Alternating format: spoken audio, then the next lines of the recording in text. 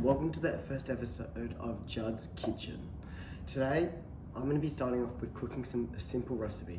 Some nice, smooth, squishy, but hard, self-centered chocolate chip cookies. Today, for this recipe, the recipe ingredients will butter. Funnily enough, I don't have white chocolate chips, but these can be made without by just substituting those 80 grams of regular or dark chocolate chips of your choice. So, and there are the milk chocolate chips. Here is our sugar, and here is our self-raising flour, and here is our butter for now. Here's our vanilla essence or extract, and here's our brown sugar. Forgot to mention this recipe serves 14 people, or 14 cookies, one per person. And there's our egg.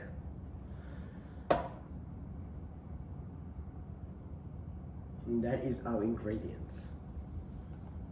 Right now, I'm gonna have to preheat the oven to 180 degrees. That's how much you want to preheat it to. Crack the egg into a small ball and lightly whisk with a fork. So, get our 260 grams of self-raising flour.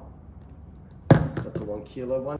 We've got our cups out, just like that. For reference, a whole cup can hold 250 grams, so you just want to put a whole cup in, plus half a tablespoon, which is the extra 10 grams, and that makes 260. So we want to weigh our chocolate chips, which will go out to 80, which is exactly a third of a cup. Now we want to put the butter into a mixing bowl and mix it for 1 minute straight. Put one in, put the second one in,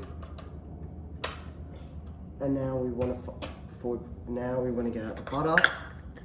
Didn't realize we did not have enough butter left, so found a brand new block, and it's 250 grams. So we've got to cut this one in half to make 125, because that's what 255 by 2 is. Once you've got that half, you want to put it in a bowl. Since it came straight out of the fridge, we're first going to put it in the microwave for 10 seconds. Since it just came out of the fridge, we had to put it in the microwave for 25 seconds, which I recommend if you're getting it straight out of the fridge. Now, you want to mix for 1 minute. So put that to the side for now. That's been a minute. And now we'll keep on going. So now we've got to take half a cup of our castor sugar. So the 125 grams, open that up. Basically just scoop inside there. Could be white sugar as well.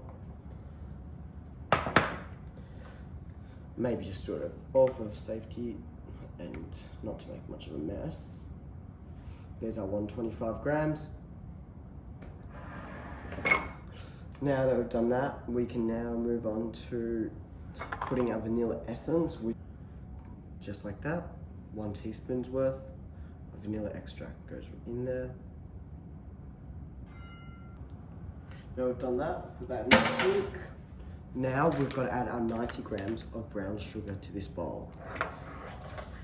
Once we've got our 90 grams, we put that right in. Not ready. Now we've got to add the egg in.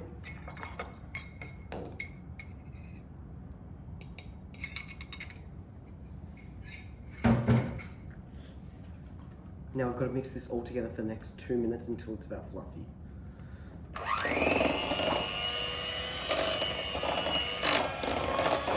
And just like that, it's been 2 minutes. Now we've got our mixture. Now we want to add the flour in.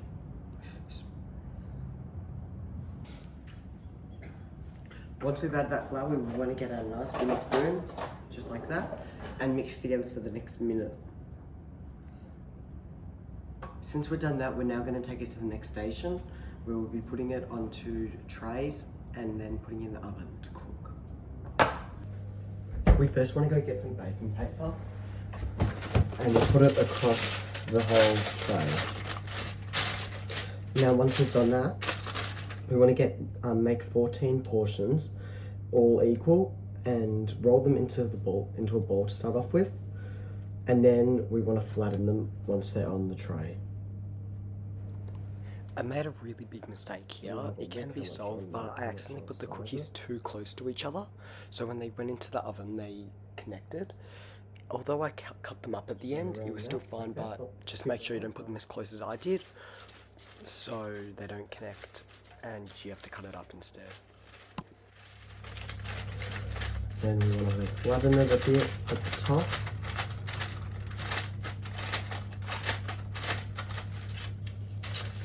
Then we're going to make rows of 3 probably, which will probably be best for what we're doing. Let's speed up that process a bit. You don't want to make the same mistake I did, as I forgot to put the chocolate chips in the mixture before I made them, so I had to put them in individually, which was much harder. So don't forget to do that when making the recipe. Although I made the mistake of putting them too close to each other, they were still fine in the end. They tasted perfectly, and I recommend having them out for about like 10-20 minutes before you actually eat them, so they can get a bit harder on the inside. And here's a picture of them in the oven, and here's what they looked like cut up afterwards. They were great, and thank you for watching this video. I really respect it, and have a good one.